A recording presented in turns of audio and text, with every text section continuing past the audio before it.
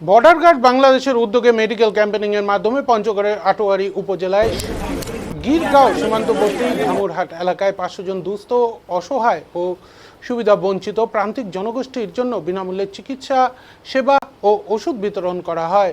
এ সময় বিজিবির ঠাকুরগাঁও সেক্টরের সেক্টর কমান্ডার কর্নেল মোহাম্মদ সুরুজু মিয়া উপস্থিত ছিলেন।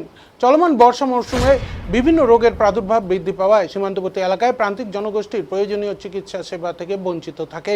এই বাস্তবতা বিবেচনায় বিজেপি কর্তৃক আয়োজিত মেডিকেল ক্যাম্পেইনের মাধ্যমে সীমান্তবর্তী প্রায় 450 থেকে 500 জন অসহায় নারী, পুরুষ ও শিশুকে অভিজ্ঞ চিকিৎসকের দ্বারা বিনামূল্যে স্বাস্থ্যসেবা প্রদান করা হয়। পাশাপাশি রোগীদের প্রয়োজন অনুযায়ী বিনামূল্যে প্রয়োজনীয় ওষুধ বিতরণ করা হয়। একই সঙ্গে সীমান্তবর্তী জনগণের জীবনমান উন্নয়ন, নিরাপত্তা এবং সামাজিক কল্যাণ নিশ্চিত করতে বিজেপি মানবিক দায়িত্ব পালনে প্রতিশ্রুতিবদ্ধ। বিজেপি দুর্যোগকালীন উদ্ধার তৎপরতা, খাদ্য ও ত্রাণ সহায়তা প্রদান এবং বিনামূল্যে চিকিৎসা সেবা ও ঔষধ বিতরণ করে আসছে।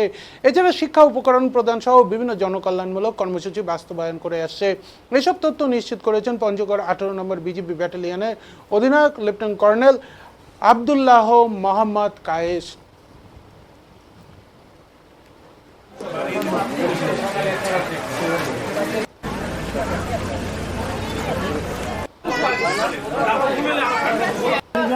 আমি এই স্কুলের ক্লাস 10-এর একজন ছাত্রী। আজকে ব্যাটালিয়ন এখানে অনেকে তারা চিকিৎসা সেবা দিতে আসছে। আমিও এখানে ডাক্তার দেখাতে আসছি। আমার সমস্যা, আমার পড়তে বসলে মাথা ব্যথা, চোখের ব্যথা করে, সেই জন্য এখানে ফ্রি আমি চিকিৎসা দিতে আসছি। তারা অনেকে তারা ফ্রি চিকিৎসা দেয় এবং তারা ঠিক আছে, বুঝতে পারছি।